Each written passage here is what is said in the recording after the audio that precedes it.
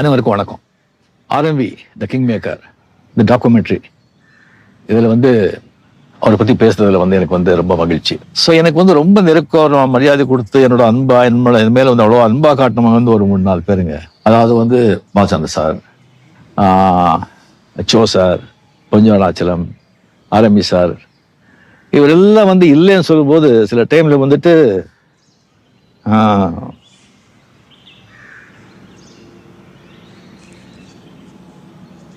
Miss பண்றோம்.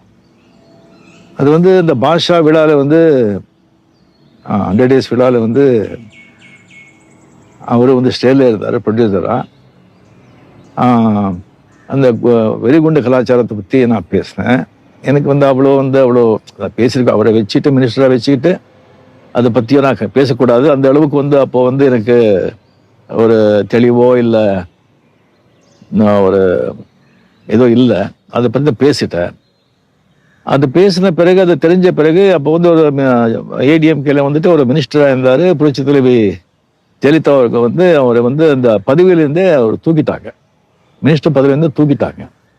எப்படி அது நீங்கள் ஸ்டேல இருந்துட்டு ரஜினி வெடிகுண்டுகளை பற்றி அந்த மாதிரி நம்ம கவர்மெண்ட் அகேன்ஸ்டாக பேசினா எப்படி நீங்கள் சும்மா இருக்க முடியும் சொல்லி அவங்க தூக்கிட்டாங்க. அது தெரிஞ்ச உடனே எனக்கு அப்படியே ஆடி போச்சு. எனக்கு என்னடா இது என்னாலே தான் இப்படி ஆச்சு அப்படின்னு சொல்லிட்டு நைட்டெல்லாம் எனக்கு தூக்கம் வருது. ஃபோன் பண்ண நைட்டு அங்கே யாரும் எடுக்கல. மார்னிங் ஃபோன் எடுக்கும்போது இந்த மாதிரி தான் எக்ஸ்ட்ரீம்லி சாரி சார், இந்த மாதிரி பண்ணி ஆயிடுச்சு, என்னாலே தான் ஆச்சுன்னு சொன்னால் அவர் ஒன்றுமே நடக்காத மாதிரி அதை நீங்கள் விடுங்க, நீங்கள் அதை பற்றி ரிசீவ் பண்ணுறீங்க, அதுவும் என்ன அது, ஐயா நீங்கள் மனசுலேயே வச்சுக்க வேண்டாம், நீங்கள் விட்டுடுங்க, நீங்கள் சந்தோம் ஹாப்பியாக இருங்க, என்ன ஷூட்டிங்கு அப்படின்னு சாதாரணமாக கேட்குறாங்க. எனக்கு அந்த தெலுங்கு எப்பவுமே அது போகலை. ஏன்னா நான் தான் கடைசியாக பேசினது. நான் கடைசியில் பேசின பிறகு அது எப்படி மைக்கை பிடிச்சி அவர் பேச முடியும்? ஸோ மதிப்புக்குரிய சிஎம் ஜெயலலிதா அவர்களுக்கு எதிராக நான் ஒரு குரல் கொடுக்கறதுக்கு சில காரணங்கள் இருந்தால் கூட இந்த காரணம் ரொம்ப முக்கியமானது. அதுக்கப்புறம் அவர்கிட்ட நான் சொல்லியிருந்தேன் ஃபோனில், நான் வேணும்னா அவர்கிட்ட நான் பேசிட்டா இதை பற்றி சொல்லும்போது ஐயோ வேண்டாம், அந்த அம்மா வடிவத்தை சேஞ்ச் பண்ண மாட்டாங்க, நீங்க பேசி உங்க மரியாதை இங்க இழுக்க வேண்டாம் அப்படி நீங்க சொல்லி நான் அங்கே போய் சேர வேண்டிய அவசியமும் இல்லை, நீங்க விட்டுடுங்கன்னு சொன்னாங்க. அந்த மாதிரி ஒரு பெரிய பெரிய மனிதருங்க, king maker, real king maker. அனைவருக்கும் வணக்கம்.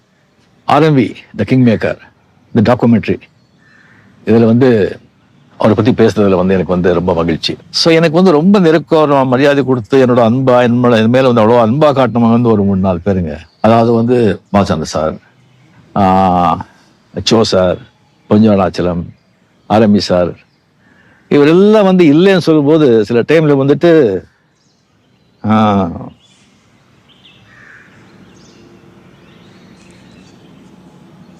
ரொம்ப மிஸ் பண்றோம்.